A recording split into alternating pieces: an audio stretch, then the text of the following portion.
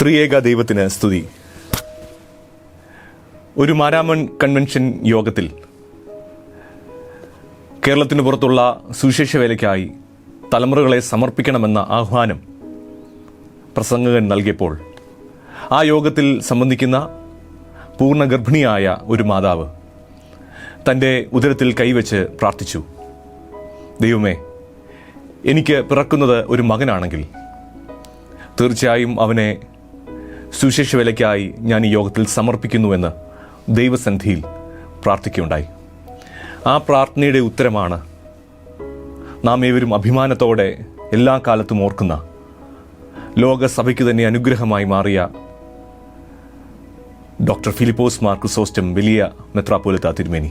തൻ്റെ യൗവനപ്രായത്തിൽ തന്നെ ബിരുദ പഠനം പൂർത്തീകരിച്ച് കാർവാറിലേക്ക്, നോർത്തേൺ കർണാടകയിലേക്ക് സുവിശേഷത്തിനായി ഇറങ്ങിത്തിരിക്കുന്നതിന് പ്രേരണയായി തീർന്നത് ആ മാതാവിൻ്റെയും ഭവനത്തിൻ്റെയും സമർപ്പണമാണ്. അത്തരത്തിൽ ധാരാളം യുവാക്കൾ തങ്ങളുടെ എല്ലാ സാധ്യതകളും ദൈവനാമഹത്വത്തിനായി സമർപ്പിച്ച വലിയ ചരിത്രമാണ് മലങ്കര മാർത്തോമാ സുറിയാനി സഭയെ എല്ലാ കാലത്തും അടയാളപ്പെടുത്തിയിട്ടുള്ളത്. ഭാരതത്തിലെ ആദ്യ തദ്ദേശീയ സുവിശേഷ പ്രവർത്തനങ്ങൾക്ക് തുടക്കം കുറിച്ച സഭയെന്ന നിലയിൽ ഇതര സമൂഹങ്ങളെയെല്ലാം അത്തരത്തിൽ മിഷൻ സ്വപ്നങ്ങൾ കാണുന്നതിനുള്ള പ്രേരണ നൽകിയ സഭയെന്ന നിലയിൽ മലങ്കര മാർത്തോമാ സഭ അനുഗ്രഹീതമാണ്. ഭാരതത്തിലെ വിഭവങ്ങൾ കൊണ്ട് ഭാരതീയരായ ആളുകൾ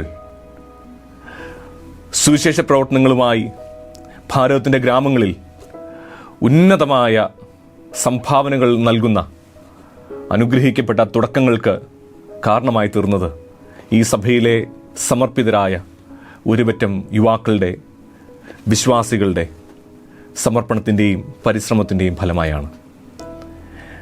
ജനുവരി 4 ഞായറാഴ്ച സഭയായി ബാഹ്യ കേരള മിഷൻ സൺഡേ ആയി വേർതിരിച്ചിരിക്കുകയാണ്. ഈ വർഷത്തെ ചിന്താവിഷയം ബാഹ്യ കേരള മിഷൻ ദൈവസ്നേഹത്തിൻ്റെ സാർവത്രിക വെളിപ്പെടുത്തൽ എന്നുള്ളതാണ്. ആധാരമായി നമുക്ക് ലഭിച്ചിട്ടുള്ള എവൻഗലിയോൻ ഭാഗം വിശുദ്ധ ലൂക്കോസിന്റെ സുവിശേഷം 9-ാം അധ്യായം 1 മുതൽ 6 വരെയുള്ള വാക്യങ്ങളാണ്. വിശുദ്ധ ലൂക്കോസിന്റെ സുവിശേഷം 9-ാം അധ്യായം 1 മുതൽ 6 വരെയുള്ള വാക്യങ്ങൾ ഇങ്ങനെയാണ് നാം വായിച്ചു തുടങ്ങുന്നത്.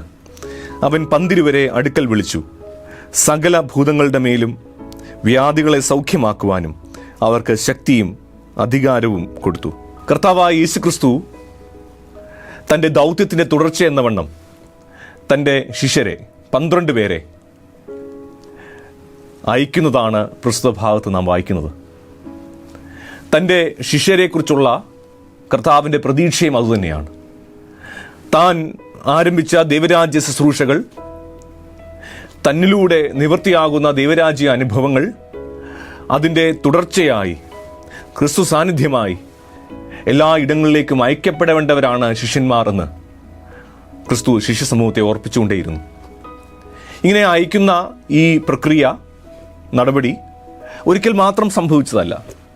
വിശുദ്ധ ലൂക്കോസിന്റെ സുവിശേഷം 10-ാം അധ്യായത്തിൽ നമ്മൾ കാണുന്നുണ്ട് കുറേ കൂടെ ഒരു വലിയ സംഘത്തെ കർത്താവ് അയക്കുന്നത്. അപ്പോൾ അയക്കുക എന്നുള്ളത് നിരന്തരമായി സംഭവിച്ചുകൊണ്ടിരുന്നൊരു കാര്യമാണ്. ക്രിസ്തു തൻ്റെ അടുക്കൽ വരുന്ന ആളുകളെ എല്ലാം അത്തരത്തിൽ അയച്ചിരുന്നു എന്ന് ദൈവവചനം നമ്മെ ഓർപ്പിക്കുന്നു.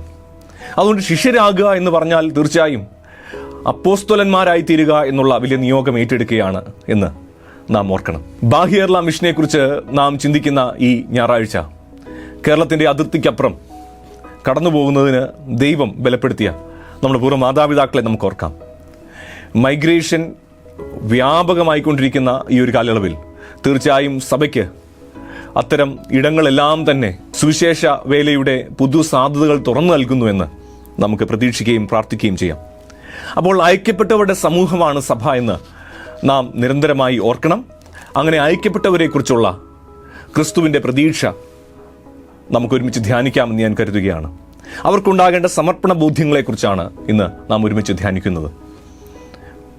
ഈ ഭാഗത്തിൻ്റെ പശ്ചാത്തലത്തിൽ 4 ചെറിയ ചിന്തകളാണ് പങ്കുവയ്ക്കാനുള്ളത്. 1, അയക്കപ്പെട്ടവരുടെ ആധികാരികത ദൈവിക ശക്തിയും അധികാരവുമാണ്.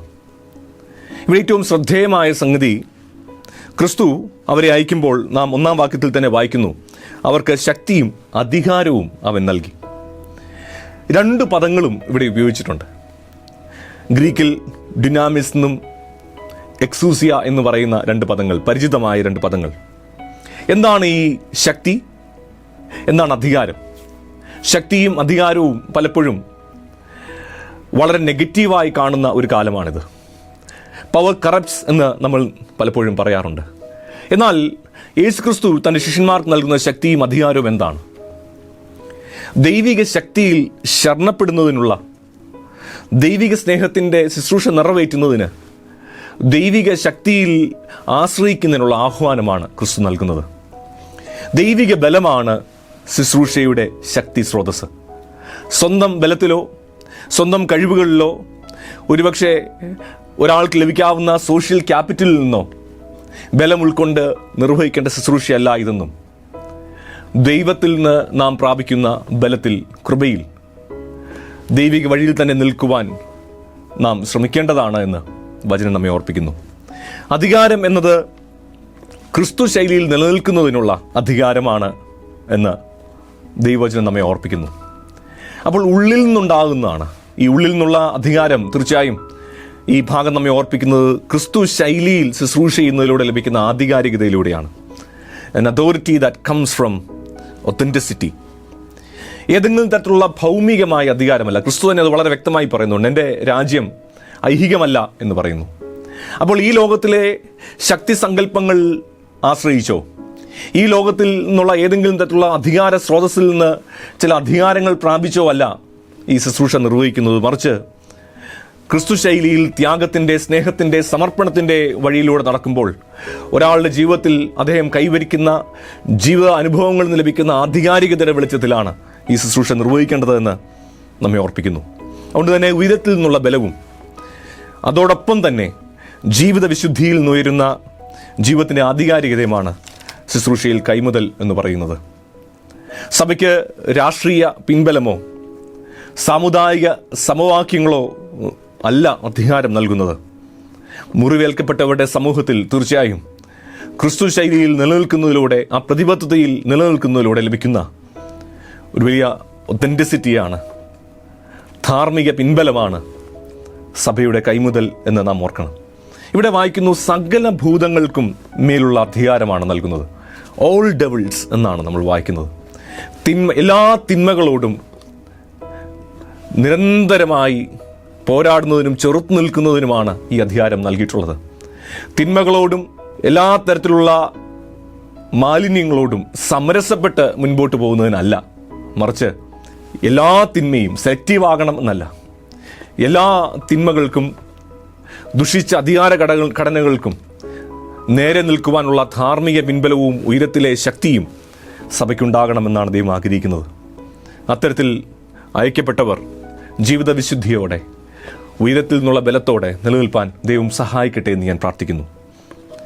രണ്ടാമതായി, അയക്കപ്പെട്ടവരുടെ മൂലധനം എന്ന് പറയുന്നത് ദൈവിക പരിപാലനതയുടെ ഓർമ്മകൾ, ഉറപ്പ് മാത്രമാണ്.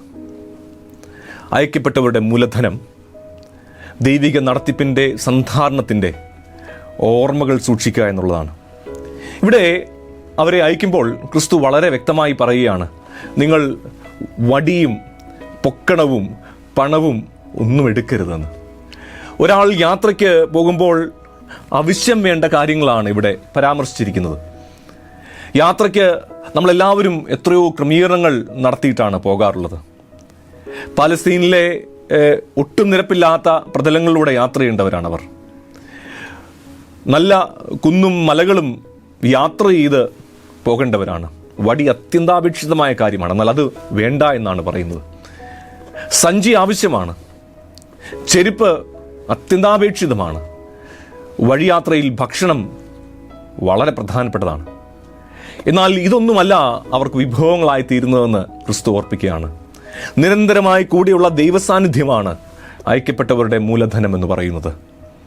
അതിനേക്കാൾ അപ്പുറമായി, തങ്ങൾ ക്രമീകരിക്കുന്ന ക്രമീകരണങ്ങളെക്കാൾ അപ്പുറമായി കരുതുന്നൊരു ദൈവമുണ്ട് എന്നുള്ള ഓർമ്മയാണ് അയക്കപ്പെട്ടവരുടെ ബലം എന്നുള്ളത് നാം ഓർക്കണം. ഈ ഉറപ്പിൽ നിലനിൽക്കുക എന്നുള്ളതാണ് പ്രധാനം. ഇവിടെ ക്രിസ്തു വീക്ഷിക്കുന്നത് ദൈവത്തിലും ദൈവജനത്തിലും അതുകൊണ്ട് ശരണപ്പെടേണ്ടത് വളരെ പ്രധാനമാണ്. ദൈവത്തിലും ദൈവജനത്തിലൂടെ ക്രമീകരിക്കുന്ന വിഭവങ്ങളിലും അതുകൊണ്ട് ആശ്രയിക്കുവാനിടയായിത്തീരണം. സ്വയ ക്രമീകരണങ്ങളൊക്കെ പലപ്പോഴും ഈ ദൗത്യത്തിൽ നിന്ന് ശ്രദ്ധ വ്യതിചലിക്കുന്നതിന് കാരണമായി തീരാൻ സാധ്യതയുണ്ട്. ഈ ഭാഗം ഇസ്രായേൽ ജനം മരുഭൂപ്രയാണത്തിലൂടെ കടന്നുപോയപ്പോൾ മന്ന നൽകി അവരെ ദൈവം നടത്തിയ ഭാഗവുമായി ചേർത്ത് ധ്യാനിക്കാവുന്നതാണ്. ഈ യാത്രയിൽ മന്നകൾ നൽകി അയക്കപ്പെട്ടവരെ പരിപാലിക്കുന്ന ദൈവമാണ്. അതുകൊണ്ട് അയക്കപ്പെട്ടവരുടെ വിഭവങ്ങളെന്ന് പറയുന്നത് തീർച്ചയായും അവരുടെ അനുഭവങ്ങളാണ്. ജീവിതയാത്രകളിൽ അവരെ ദൈവം നടത്തിയതും പുലർത്തിയതുമായ ഓർമ്മകൾ തന്നെ മുൻപോട്ട് പോകാനുള്ള ബലമാണ്. അതാണ് വിഭവങ്ങളായിത്തീരുന്നത് എന്നോർക്കണം. മൂന്നാമതായി, അയക്കപ്പെട്ടവർ സ്ഥിരമാനസരായ ശുശ്രൂഷകർ. ഇവിടെ ക്രിസ്തു അവരെ ഓർപ്പിക്കുകയാണ്, ഏതെങ്കിലും വീട്ടിൽ ചെന്നാൽ അവിടെ തന്നെ പാർക്കുക എന്നുള്ളത്. ഒരുപക്ഷെ തങ്ങൾ ആഗ്രഹിക്കുന്ന തരത്തിലുള്ള സ്വീകരണമോ തങ്ങൾ ആഗ്രഹിക്കുന്ന തരത്തിലുള്ള സ്നേഹവായ്പകൾ, കരുതൽ ലഭിക്കുവാൻ എപ്പോഴും സാധിക്കണമെന്നില്ല. അതിനേക്കാൾ മെച്ചമായ പല ഇടങ്ങളും മുമ്പിൽ ഉണ്ടാകാം. ഇവിടെ നിൽക്കുന്നതിനേക്കാൾ നല്ലത് മറ്റൊരിടത്തേക്ക് പോകുന്നതാണെന്ന് തോന്നിപ്പോകാവുന്ന സാഹചര്യങ്ങളുണ്ടാകാം. I don't really belong here എന്ന് ചിന്തിച്ചു പോകുന്ന സാഹചര്യങ്ങളുണ്ടാകാം. എന്നാൽ അവർ സ്ഥിരമാനസരായിരിക്കണം. ദൈവം ഒരിടത്തേക്ക് അയക്കുന്നതിന് പിന്നിൽ ദൈവത്തിനൊരു സ്വപ്നമുണ്ടെന്നും പദ്ധതിയുണ്ടെന്നും ദൈവം അറിഞ്ഞാണ് എന്നെ ഒരു ദേശത്ത് നടുന്നതെന്നും നാം വിശ്വസിക്കണം. അപ്പോൾ ദൈവിക പദ്ധതിയാണ് ഏറ്റവും പ്രധാനമെന്നും എൻ്റെ സൗകര്യങ്ങളോ എനിക്കുണ്ടാകാവുന്ന ചില വളർച്ചയുടെ സാധ്യതകളോ അല്ല പ്രധാനമെന്നും സകല ജീവിതാനുഭവങ്ങളുടെ പിന്നിൽ ദൈവം തമ്പുരാൻ്റെ ദൈവരാജ്യ ചില സങ്കല്പങ്ങളും സ്വപ്നങ്ങളുമുണ്ട് എന്ന് വിശ്വസിക്കേണ്ടത് പ്രധാനമാണ്. ഒരുപക്ഷെ നമുക്കൊട്ടും അനുകൂലമല്ലാത്ത സാഹചര്യങ്ങളിൽ ദൈവം നമ്മെ നട്ടു എന്ന് നമുക്ക് തോന്നുമ്പോഴും ഓർക്കുക, ഫലം കായ്ക്കുവാനുള്ള എല്ലാ മുഖാന്തരങ്ങളും ദൈവം അവിടെ ഒരുക്കിയിട്ടുണ്ടാകും. സ്ഥിരമാനസരാകണം. മനസ്സ് പതറിപ്പോകുവാൻ ഇടയാകരുത്. വിളിച്ചവനെ, അയച്ചവനെ, അവൻ്റെ പദ്ധതികളെ സംശയിക്കുവാൻ ഒരിക്കലും ഇടയാകരുത് എന്ന് പ്രാർത്ഥിക്കാം. അതുകൊണ്ട് അയക്കപ്പെട്ടവർ സ്ഥിരമാനസരായിത്തീരണം. അവസാനമായി, അയക്കപ്പെട്ടവർ അവർ സാക്ഷ്യത്തിൻ്റെ അടയാളങ്ങൾ അവശേഷിപ്പിക്കുന്നവരാകണം. ഇവിടെ ക്രിസ്തു പറയാണ്, 5-ാം വാക്യത്തിൽ നമ്മളിങ്ങനെ വായിക്കുന്നു, ആരെങ്കിലും നിങ്ങളെ കൈക്കൊള്ളാതിരുന്നാൽ ആ പട്ടണം വിട്ട് അവരുടെ നേരെ സാക്ഷ്യത്തിനായി നിങ്ങളുടെ കാലിൽ നിന്ന് പൊടി തട്ടി കളവിൻ. ഇത് യഹൂദന്മാരുടെ ഒരു രീതിയാണ്. വിജാതിയരുടെ ഇടങ്ങളിൽ ചെല്ലുമ്പോൾ അവരുടെ കാലിൽ നിന്ന് പൊടി തട്ടിക്കളയും. ഇത് ശിക്ഷാവിധിയുടെ സൂചനയായിട്ടല്ല, മറിച്ച് സാക്ഷ്യത്തിൻ്റെ അടയാളങ്ങൾ അവശേഷിപ്പിക്കേണ്ടവരാണ് എന്ന് അവരെ ഓർപ്പിക്കുകയാണ്. When you leave a place, you must leave impressions. ദൈവിക അടയാളങ്ങൾ, അടയാളപ്പെടുത്തലുകൾ നാം ആയിരിക്കുന്ന ഇടങ്ങളിൽ നടത്തേണ്ടവരാണ് എന്ന് നമ്മെ ഓർപ്പിക്കുന്നു. ജീവിതം കൊണ്ട്, വാക്കുകൾ കൊണ്ട്, ചിന്തകൾ കൊണ്ട് അത്തരത്തിൽ സാക്ഷ്യത്തിൻ്റെ ചില അടയാളങ്ങൾ എഴുതി ചേർക്കുവാൻ, ഈ ഭൂമിയിൽ അവശേഷിപ്പിക്കുവാൻ ദൈവമേ സഹായിക്കണമേ എന്ന് പ്രാർത്ഥിക്കണം. അതുകൊണ്ടാണ് പൊടി തട്ടിക്കളയണമെന്ന് ക്രിസ്തു പറയാനായി ശ്രമിക്കുന്നത്. ഈ ഭൂമിയിൽ നിന്ന് മാറ്റപ്പെടുന്നതിന് മുമ്പ് ദൈവം തമ്പുരാനെ അത്തരത്തിൽ ദൈവരാജ്യ ദർശനങ്ങളുടെ, ശുശ്രൂഷയുടെ, സാക്ഷ്യത്തിൻ്റെ ചില അടയാളങ്ങൾ അവശേഷിപ്പിടിച്ചിട്ട് ഈ ഭൂമിയിൽ നിന്ന് മാറിപ്പോകുവാൻ, ഈ ഭൂമിയിൽ നിന്ന് മാറ്റപ്പെടുവാൻ നീ സമ്മതിക്കാവൂ എന്ന് നമുക്ക് ഓരോരുത്തർക്കും പ്രാർത്ഥിക്കാം. തമ്പുരാനെ ഒരു ഹൃദയത്തെങ്കിലും തൊടുവാൻ ദൈവം ഇടയാക്കണമേ എന്ന് നമുക്ക് എല്ലാവർക്കും പ്രാർത്ഥിക്കാം. ഈ ബാഹ്യകേരള മിഷൻ ഞായറാഴ്ച, 2026 ആദ്യ ഞായറാഴ്ച, നമുക്ക് സഭയായി നമ്മെ തന്നെ ദൈവരങ്ങളിലേക്ക് പുതുക്കി സമർപ്പിക്കാം. നമ്മളെല്ലാവരും ഐക്യപ്പെട്ടവരാണെന്ന ബോധ്യത്തിൽ ദൈവം ആക്കി വെച്ച ഇടങ്ങളിൽ സാക്ഷ്യത്തിന് ചില അടയാളങ്ങൾ അവശേഷിപ്പിക്കുന്നതിന്, നമ്മുടെ തലമുറയെ ദൈവരാജ്യ ശുശ്രൂഷകൾക്കായി ഒരുക്കുന്നതിന് ദൈവം സഹായിക്കട്ടെ എന്ന് പ്രാർത്ഥിക്കാം. ദൈവം നമ്മെ എല്ലാവരെയും അനുഗ്രഹിക്കട്ടെ.